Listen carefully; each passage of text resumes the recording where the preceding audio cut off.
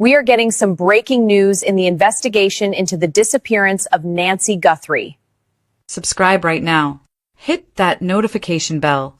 And for more, we are joined by Tracy Walder tonight, News Nation national security contributor and former CIA officer and FBI special agent. Tracy, thank you so much for joining us on this case. Thank you for having me, Natasha. So last night, the Guthrie family posting another video pleading with kidnappers to return their mother. You've said it sounds as if they're almost speaking in coded words here. Let's take a listen to this together.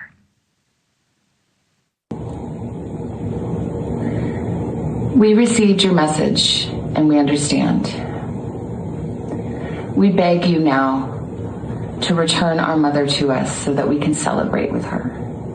This is the only way we will have peace. This is very valuable to us, and we will pay. You say there are two phrases that are really standing out to you. Tell me more about that. Well, I think the first one is where she says towards the end that this is very valuable to us. I think that word valuable is probably something that is answering something that was specific in that ransom note or language that the FBI suggested that she use in her response back. It seems to me that she's looking at a paper, perhaps. Something happened on that porch, and whatever it was, it didn't leave quietly. The camera didn't fail by accident. It was silenced. Someone stood there in the dark, close enough to know exactly where to look, exactly what to touch, exactly how to erase the only witness that never lies. Inside the house, nothing looked broken, nothing looked stolen, but something was missing, not an object, not something you could replace, someone, and the way she disappeared didn't feel like chance, it felt like intention. There was a moment, just a narrow slice of time when everything changed, a signal dropped. A routine stopped, and from that second forward, the night refused to explain itself. No struggle caught on camera, no voice heard, just a sequence too precise to ignore, too controlled to dismiss. The kind of sequence that suggests whoever did this had already imagined it, step by step, before it ever happened. And then came the silence. Not the kind of silence that calms you, but the kind that lingers, stretches, and forces one question into your mind over and over again. Who was already standing there before anyone realized something was wrong? This case contains elements that some viewers may find deeply disturbing. Viewer discretion is advised. If you're new to True Crime Files, this is where we go beyond headlines, into the decisions, the details, and the moments that change everything. Make sure you subscribe, turn on notifications, and tell me in the comments where you're watching from. Nancy Guthrie was 84 years old, living in the Tucson area in a home where her daily life followed a steady and predictable pattern. Her routine was shaped by age, health, and consistency. She remained close to familiar surroundings, maintained regular contact with family, and depended on daily medication and medical monitoring to manage her condition. She was also known to attend church regularly, a commitment that reflected both habit and structure. That detail became important because it provided a clear expectation of where she should be and when. When that expectation was not met, it was not treated as a delay. It was treated as a warning. There was no indication that she planned to leave. No reports suggested she had prepared for travel or intended to go anywhere without notice. In cases involving older adults with established routines and medical needs, sudden absence is rarely interpreted as voluntary. It immediately raises concern about external involvement. Investigators approached her disappearance within that context. Her age, her reliance on medication, and the stability of her routine all pointed in the same direction. When someone with that profile vanishes without explanation, the question is not why they left. The question is what interrupted them. And in Nancy's case, everything about her life suggested that interruption came from outside, not from her own decision. On the evening of January 31, Nancy Guthrie returned home after spending time with family. She was dropped off at her residence at approximately 9:48 p.m., marking the last confirmed sighting of her. At that point, nothing appeared out of the ordinary. There were no reported concerns, no indication that anything was wrong, and no reason to believe the night would unfold any differently from the many that came before it. After she entered the house, there were no confirmed reports of her leaving. No verified sightings placed her outside the home, and no communication suggested a change in her plans. From an investigative standpoint, that detail became critical because it established the home as the last known location where she was present. Sometime during the overnight hours, something changed. That window, stretching from late night into the early hours of February 1, remains unaccounted for in direct observation. It is within that period that investigators believe the sequence of events leading to her disappearance occurred. By the next day, February 1, Nancy failed to appear for a scheduled church activity. That absence was immediate and unusual enough to raise concern. It marked the first clear indication that her routine had been interrupted, shifting the situation from ordinary to unexplained. At 1:47 a.m., the doorbell camera at Nancy Guthrie's home stopped transmitting. This was not treated as a routine malfunction. The interruption suggested direct interference, marking the first confirmed disruption of the night. It established a point where normal monitoring ended and uncertainty began. Roughly 25 minutes later, at around 2:12 a.m., motion was detected near the camera's location. No footage was recorded during this moment due to the earlier disruption, leaving investigators with only system logs rather than visual confirmation. That gap became significant, not because of what was seen, but because of what could not be. Then at 2:28 a.m., a second system went offline. Nancy's pacemaker monitoring connection stopped transmitting. This device operated independently from the home's security system, yet it ceased function within the same timeframe. That alignment drew immediate attention. From an investigative standpoint, this 41-minute period became the central focus. It provided a defined sequence: camera disruption, motion detection, and medical monitoring loss, each step narrowing the timeline. Everything that followed would be measured against what occurred within that confined window, where critical evidence exists alongside equally critical gaps. By the time investigators processed the scene, attention shifted from timing to physical evidence. Inside the home, there were signs that something was wrong, but not the kind typically associated with a prolonged struggle. The space did not appear extensively disturbed. Instead, the conditions suggested that whatever occurred happened quickly, without extended resistance or damage across the home. The most significant evidence was found outside. Blood was located on the front porch and later confirmed through DNA testing to belong to Nancy Guthrie.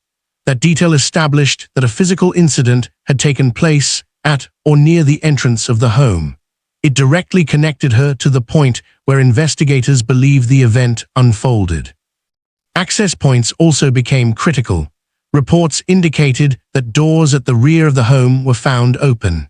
This introduced a likely route of movement away from the house. It suggested that whoever was responsible did not remain inside longer than necessary and that the exit was deliberate. Equally important was what remained inside. Personal belongings, including items she would normally carry if leaving on her own, were still present. That absence of preparation reinforced the same conclusion. Nancy Guthrie did not leave voluntarily, and the scene reflected a controlled event with a defined entry and exit. The individual seen at the front of the home was not unprepared. The person was wearing a mask, gloves, and a backpack, limiting identification and reducing the chance of leaving trace evidence. These choices alone indicated a level of intent before arriving at the property. What stood out most was the interaction with the doorbell camera. Rather than avoiding it, the individual approached it directly and attempted to block its view. Reports indicated that objects, including a plant from the surrounding area, were used in an effort to cover the lens. This detail suggested an awareness of the camera's presence, even if the method used to obscure it appeared improvised. The person's movements were focused around the entrance, with attention directed toward the camera rather than the wider property. That focus raised a key question for investigators: whether the individual had prior knowledge of the surveillance system or simply recognized it upon arrival. There were also indications that the individual may have been carrying a weapon or holster, adding another layer of concern to the encounter. However, beyond what could be observed, much remained unclear. Behavior alone could not fully establish intent, but it provided a foundation for analysis. What could be confirmed was simple. The person took steps to conceal identity, interfere with surveillance, and remain unrecognized, all of which pointed to deliberate action rather than chance. Not far from the home, investigators recovered a glove that quickly became one of the most closely examined pieces of evidence. It was found roughly 1 to 2 miles from the property and appeared similar to the gloves worn by the masked individual seen near the residence. Because of that resemblance, it was treated as a potential link between the suspect and the area. The glove was collected and submitted for forensic analysis. Specialists tested it for DNA and processed any viable profile through national databases in an effort to identify a possible match. In cases like this, a single confirmed connection can shift the entire direction of an investigation, and early attention on this item reflected that possibility. However, the results did not lead to a suspect. The DNA profile recovered from the glove did not match anyone in the system. Further investigation traced the item to a local restaurant worker, who was later cleared and found to have no connection to the case. What initially appeared to be a strong lead was ultimately ruled out, removing one of the few tangible links investigators had and forcing the case to rely on other evidence. With no confirmed identity, investigators began assembling a profile using the limited details available. The individual seen near the home carried a black Ozark Trail backpack, a model widely sold through major retailers, including Walmart. While not unique on its own, it became a key point of focus. Investigators worked to trace purchase records and distribution patterns, narrowing possibilities based on where and how the item was commonly sold. Physical characteristics were also extracted from the available footage. Estimates placed the individual at approximately 5 feet 9 to 5 feet 10 inches, with an average build. These details, though general, allowed investigators to begin forming a basic description that could be shared and compared against potential leads. Beyond that, clothing and visible items were analyzed to identify anything distinctive, but no single feature provided immediate identification. Each element carried limited value on its own, but together they formed a working outline. This process is standard in cases where identification is not immediately possible. Investigators build from what can be confirmed, objects, measurements, and observable traits, rather than assumptions. In this case, the profile remained incomplete, but it provided a structured way to narrow the search without relying on speculation. As the case intensified, the investigation expanded beyond local control. The Federal Bureau of Investigation joined the effort, bringing additional resources and access to national databases. This marked a shift from a single-agency response to a coordinated operation involving local, state, and federal authorities working together. The scale of the operation increased quickly. At its peak, reports indicated that up to 400 investigators were assigned across different roles. Not all were federal agents, but the presence of the FBI allowed for broader coordination and more advanced support. Teams were organized to handle specific responsibilities, including forensic analysis, digital evidence review, and field operations. Search efforts extended beyond the immediate area, using aerial support, ground teams, and systematic coverage of surrounding locations. At the same time, investigators conducted interviews and reviewed surveillance material, working to identify any detail that could move the case forward. The volume of incoming information also grew significantly. Thousands of tips were received, each requiring evaluation and verification. Managing that level of input added complexity to the investigation. While the expansion increased resources and reach, it also required strict coordination to ensure that every lead was processed without losing focus on the core evidence. As the investigation progressed, Ransom communications introduced a new layer of complexity. The earliest messages began circulating during the initial stages of the case, reaching both the family and, in some instances, media outlets.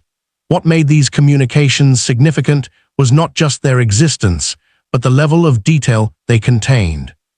Some referenced information that had not been widely disclosed, raising concerns that the sender may have had direct knowledge connected to the incident. Investigators did not dismiss these messages outright. Each one was examined for language patterns, delivery methods, and any traceable elements that could assist in identifying the source. Financial demands and deadlines were also reviewed carefully, as these often provide insight into whether a message aligns with known criminal behavior. Savannah Guthrie played a visible role during this phase. As Nancy's daughter, she became part of the public appeal, addressing those responsible and urging communication. Her statements reflected a measured position, acknowledging that while many messages appeared unreliable, there was a belief that at least some of the early communications could be genuine. This stage of the case introduced uncertainty.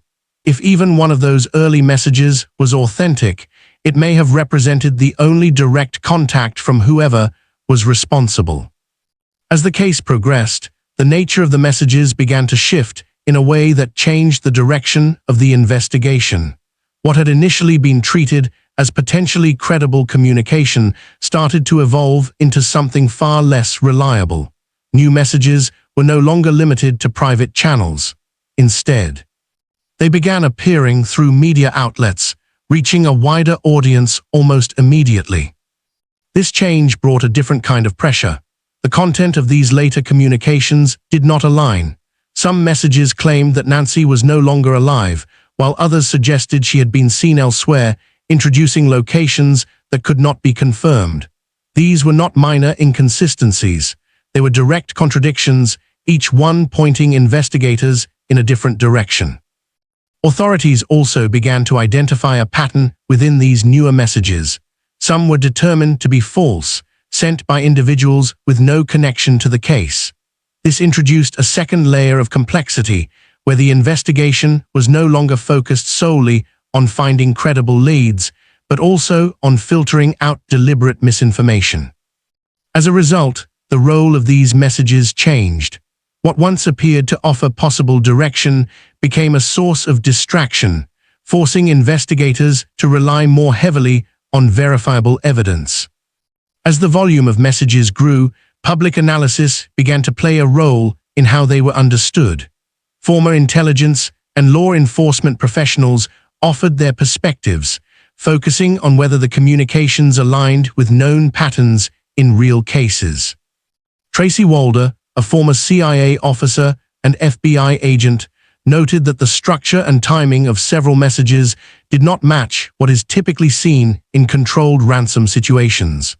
Instead of establishing clear direction, the communication appeared inconsistent, raising questions about intent and credibility. Jennifer Coffindaffer, a former FBI agent, took a more direct position. She stated publicly that many of the messages were likely sent by individuals attempting to exploit the situation. In her analysis, certain financial demands and delivery methods did not align with someone who possessed verifiable information. Some requests appeared unusually low compared to the reward being offered, suggesting urgency rather than confidence. These assessments reinforced a central issue. The investigation was no longer just evaluating information, but filtering it. Distinguishing between meaningful signal and deliberate noise became essential to maintaining focus on evidence that could actually move the case forward. Among the claims that began to circulate, one location appeared more than once: Sonora, a Mexican state just south of Arizona. The reference did not come from confirmed law enforcement findings, but from ransom communications whose credibility remained uncertain. Even so, the detail could not be ignored. The proximity between Tucson and the Sonora border made the possibility of cross-border movement realistic, at least in terms of distance alone. What made the situation more complicated was the inconsistency of the messages themselves. Some suggested Nancy Guthrie was no longer alive, while others claimed she had been seen in Sonora. These contradictions prevented the location from being treated as a confirmed lead. Instead, it remained an unverified claim, one that had to be considered but not relied upon. Despite the uncertainty, the mention of Sonora introduced broader implications. If movement across the border had occurred, the investigation would require coordination beyond domestic agencies.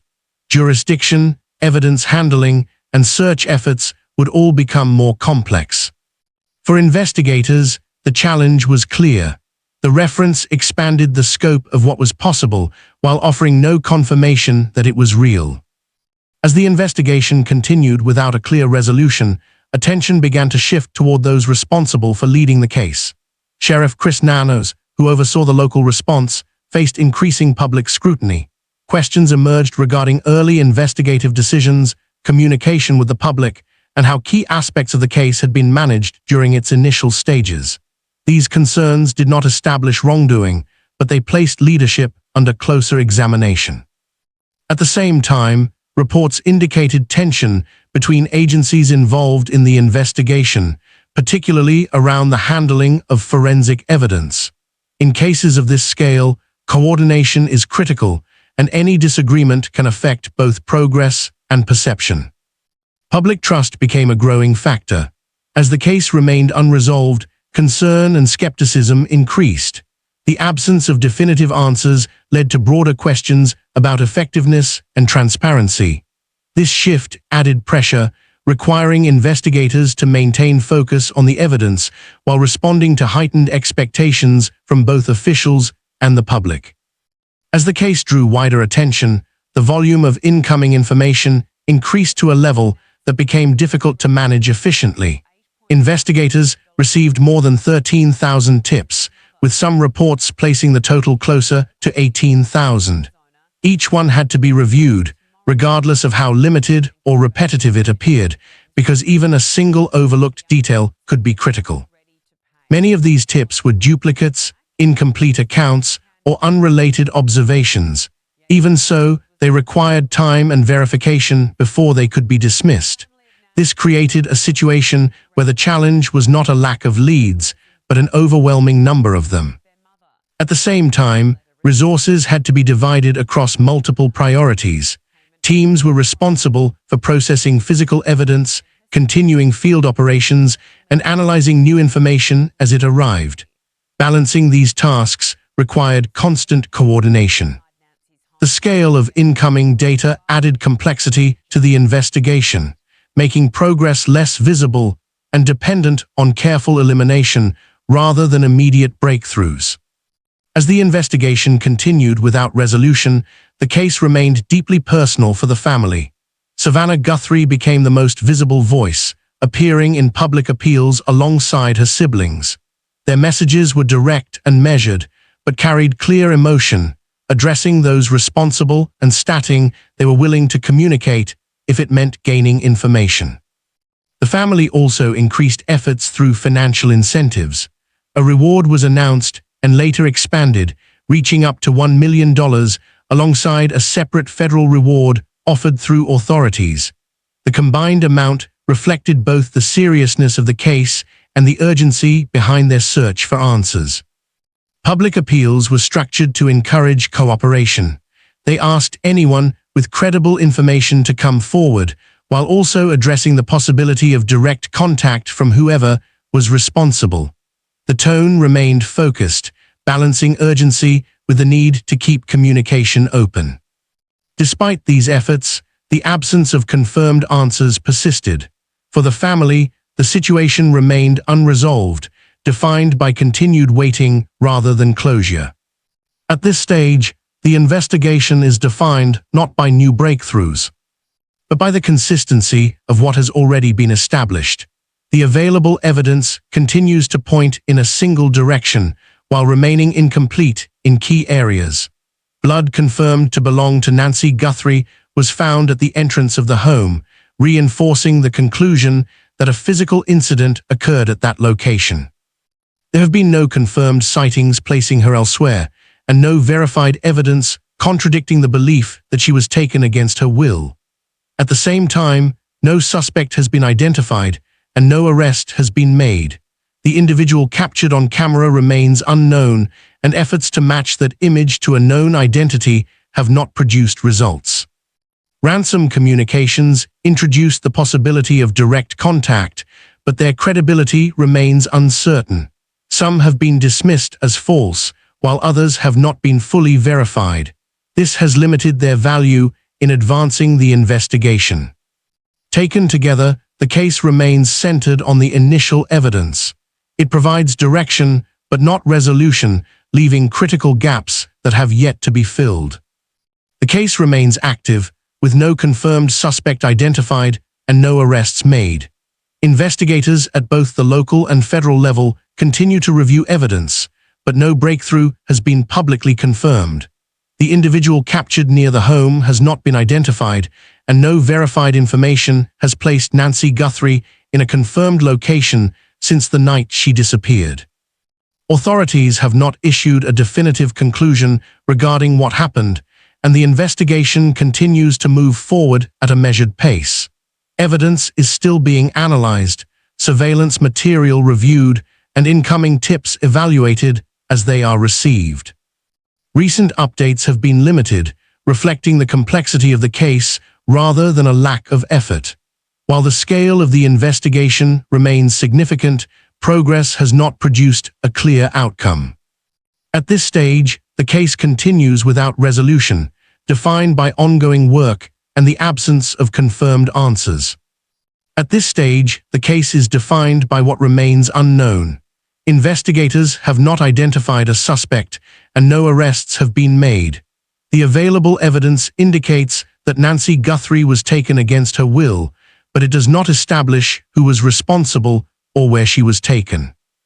The individual captured near the home remains unidentified, leaving a critical gap between presence and identification. Ransom communications introduced the possibility of contact, but their credibility has been undermined by contradictions and confirmed false messages. As a result, they have not provided a reliable path forward. The earliest evidence, including what was found at the scene and what was recorded during the initial stages, continues to hold central importance. At the same time, it has not resolved the case. Key questions remain unanswered, and no new development has provided a definitive explanation. Until those questions are addressed, the case remains open, defined by evidence that points in a direction but stops short of resolution. It began with a moment that was captured, then lost. A camera interrupted, a presence briefly seen, and a sequence that ended without explanation. That moment remains unchanged. It is still the point where everything shifted and where the most reliable evidence begins. Since then, the investigation has expanded across agencies, with extensive analysis of evidence and thousands of leads reviewed. Despite that scale, no suspect has been identified, no arrest has been made, and no confirmed location has been established. The case remains active, but without a definitive outcome.